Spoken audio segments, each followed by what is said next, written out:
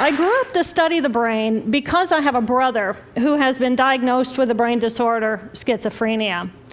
And as a sister, and later as a scientist, I wanted to understand why is it that I can take my dreams, I can connect them to my reality, and I can make my dreams come true.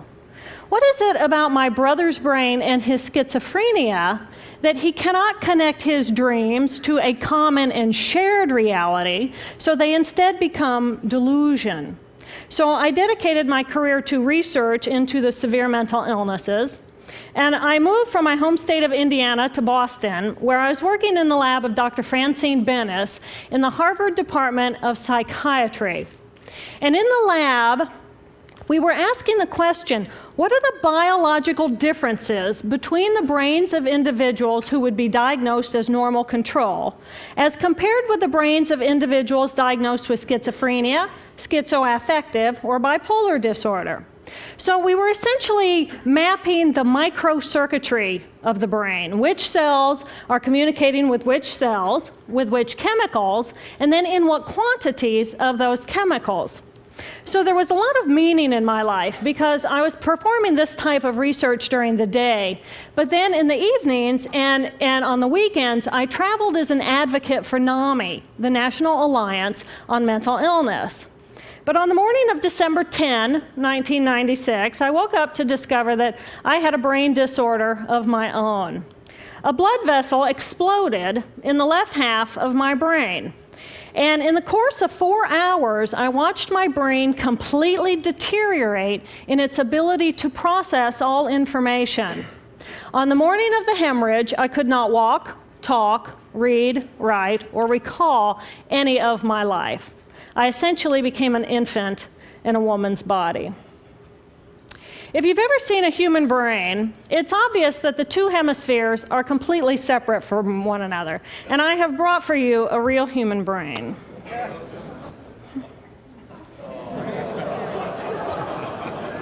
Thank you. So this is a real human brain.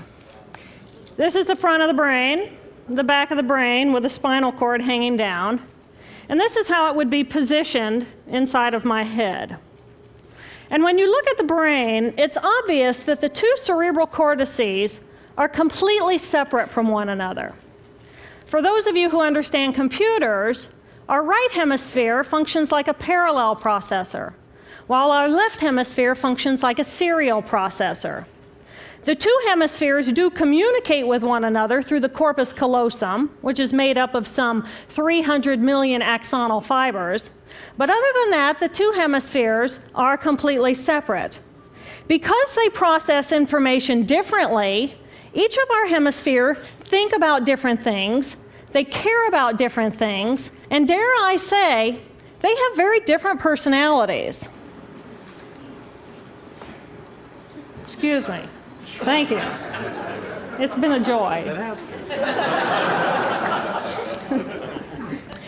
Our right human hemisphere is all about this present moment. It's all about right here, right now. Our right hemisphere, it thinks in pictures, and it learns kinesthetically through the movement of our bodies. Information in the form of energy streams in simultaneously through all of our sensory systems, and then it explodes into this enormous collage of what this present moment looks like, what this present moment smells like and tastes like, what it feels like, and what it sounds like. I am an energy being connected to the energy all around me through the consciousness of my right hemisphere. We are energy beings connected to one another through the consciousness of our right hemispheres as one human family. And right here, right now, we are brothers and sisters on this planet, here to make the world a better place. And in this moment, we are perfect, we are whole, and we are beautiful. My left hemisphere, our left hemisphere, is a very different place. Our left hemisphere thinks linearly and methodically. Our left hemisphere is all about the past, and it's all about the future.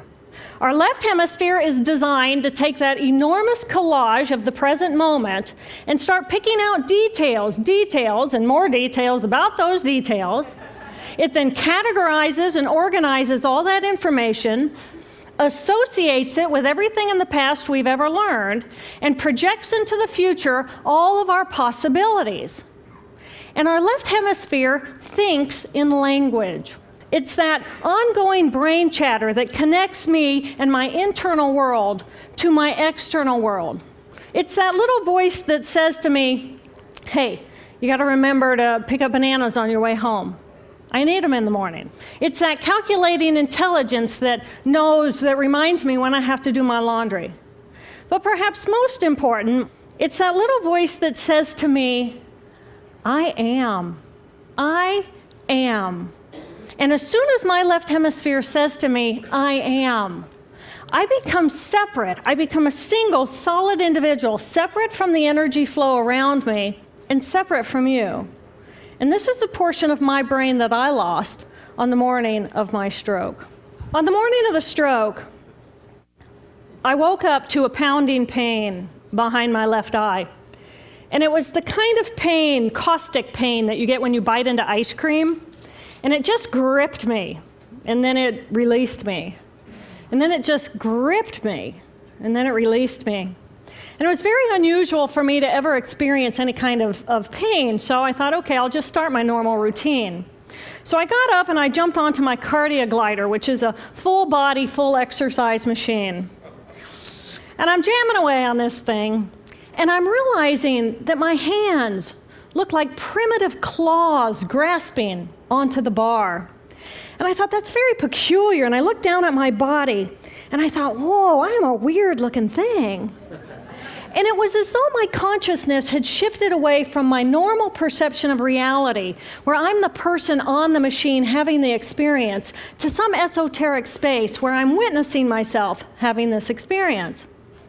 And it was all very peculiar, and my headache was just getting worse, so I get off the machine, and I'm walking across my living room floor, and I realize that everything inside of my body has slowed way down. And every step is very rigid and very deliberate. There's no fluidity to my pace, and there's this constriction in my area of perception, so I'm just focused on internal systems. And I'm standing in my bathroom getting ready to step into the shower, and I could actually hear the dialogue inside of my body. I heard a little voice saying, okay, you muscles, you got to contract, and you muscles, you relax. And then I lost my balance, and I'm propped up against the wall. And I looked down at my arm, and I realized that I can no longer define the boundaries of my body. I can't define where I begin and where I end, because the atoms and the molecules of my arm blended with the atoms and molecules of the wall. And all I could detect was this energy. And I'm asking myself, what is wrong with me? What is going on? And in that moment, my brain chatter, my left hemisphere brain chatter, went totally silent. Just like someone took a remote control and pushed the mute button. Total silence. And at first I was shocked to find myself inside of a silent mind. But then I was immediately captivated by the magnificence of the energy around me. And because I could no longer identify the boundaries of my body, I felt enormous and expansive. I felt at one with all the energy that was, and it was beautiful there. And then all of a sudden, my left hemisphere comes back online, and it says to me, hey, we got a problem, we got to get some help. And I'm going, oh, I got a problem. So it's like, okay, I got a problem. But then I immediately drifted right back out into the consciousness, and I affectionately refer to this space as La La Land. But it was beautiful there. Imagine what it would be like to be totally disconnected from your brain chatter that connects you to the external world. So here I am in this space, and my job and any stress related to my job, it was gone. And I felt lighter in my body. And imagine all of the relationships in the external world and any stressors related to any of those, they were gone. And I felt this sense of peacefulness. And imagine what it would feel like to lose 37 years of emotional baggage. Oh, I felt euphoria. Euphoria. It was beautiful there. And then again, my left hemisphere comes online and it says, hey, you've got to pay attention. We've got to get help. And I'm thinking, I got to get help. I got to focus. So I get out of the shower and I mechanically dress and I'm walking around my apartment and I'm thinking, I got to get to work. I got to get to work. Can I drive? Can I drive? And in that moment, my right arm went totally paralyzed by my side.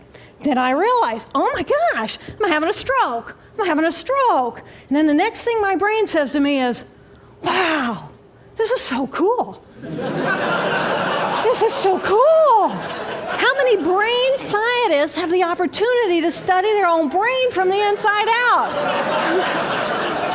And then it crosses my mind, but I'm a very busy woman. I don't have time for a stroke.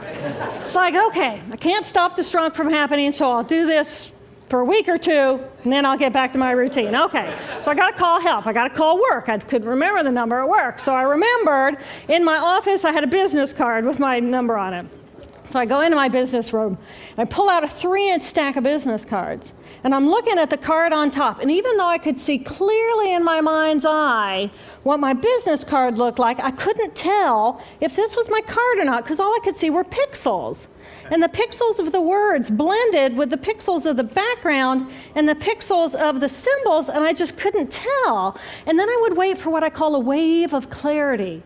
And in that moment, I would be able to reattach to normal reality. And I could tell, that's not the card, that's not the card, that's not the card. It took me 45 minutes to get 1 inch down inside of that stack of cards. In the meantime, for 45 minutes, the hemorrhage is getting bigger in my left hemisphere. I do not understand numbers. I do not understand a telephone, but it's the only plan I have. So I take the phone pad and I put it right here. I take the business card, I put it right here, and I'm matching the shape of the squiggles on the card to the shape of the squiggles on the phone pad. But then I would drift back out into la la land and not remember if when I come back if I'd already dialed those numbers.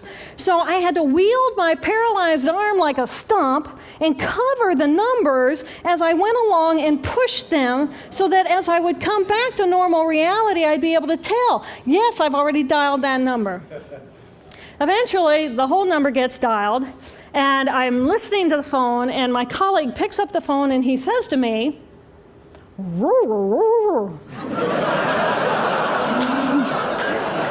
I think to myself, oh my gosh, he sounds like a golden retriever. And so I say to him, clear in my mind, I say to him, this is Jill, I need help. And what comes out of my voice is, and I think, oh my gosh, I sound like a golden retriever. So I didn't know that I couldn't speak or understand language until I tried. So he recognizes that I need help, and he gets me help. And a little while later, I'm riding in an ambulance from one hospital across Boston to Mass General Hospital. And I curl up into a little fetal ball. And just like a balloon, with the last bit of air just right out of the balloon, I just felt my energy lift and I felt my spirit surrender. And in that moment, I knew that I was no longer the choreographer of my life. And either the doctors rescue my body and give me a second chance at life, or this was perhaps my moment of transition. When I woke later that afternoon, I was shocked to discover that I was still alive. When I felt my spirit surrender, I said goodbye to my life, and my mind was now suspended between two very opposite planes of reality. Stimulation coming in through my sensory systems felt like pure pain. Light burned my brain like wildfire, and sounds were so loud and chaotic that I could not pick a voice out from the background noise, and I just wanted to escape. Because I could not identify the position of my body in space, I felt enormous and expansive, like a genie just liberated from her bottle. And my spirit soared free like a great whale gliding through a sea of silent euphoria. nirvana. I found nirvana. And I remember thinking there's no way I would ever be able to squeeze the enormousness of myself back inside this tiny little body. But then I realized, but I'm still alive. I'm still alive, and I have found nirvana. And if I have found nirvana and I'm still alive, then everyone who is alive can find nirvana. And I pictured a world filled with beautiful, peaceful, compassionate, loving people who knew that they could come to this space at any time and that they could purposely choose to step to the right of their left hemispheres and find this peace. And then I realized what a tremendous gift this experience could be. What a stroke of insight this could be to how we live our lives. And it motivated me to recover. 2.5 weeks after the hemorrhage, the surgeons went in and they removed a blood clot the size of a golf ball that was pushing on my language centers. Here I am with my mama, who's a true angel in my life. It took me 8 years to completely recover. So, who are we? We are the life force power of the universe with manual dexterity and 2 cognitive minds. And we have the power to choose moment by moment who and how we want to be in the world. Right here, right now, I can step into the consciousness of my right hemisphere where I am the life force power of the universe. I am the life force power of the 50 trillion beautiful molecular geniuses that make up my form, at one with all that is. Or I can choose to step into the consciousness of my left hemisphere, where I become a single individual, a solid, separate from the flow, separate from you. I am Dr. Jill Bolte Taylor, intellectual, neuroanatomist. These are the we inside of me. Which would you choose? Which do you choose? And when? I believe that the more time we spend choosing to run the deep inner peace circuitry of our right hemispheres, the more peace we will project into the world, and the more peaceful our planet will be. And I thought that was an idea worth spreading. Thank you.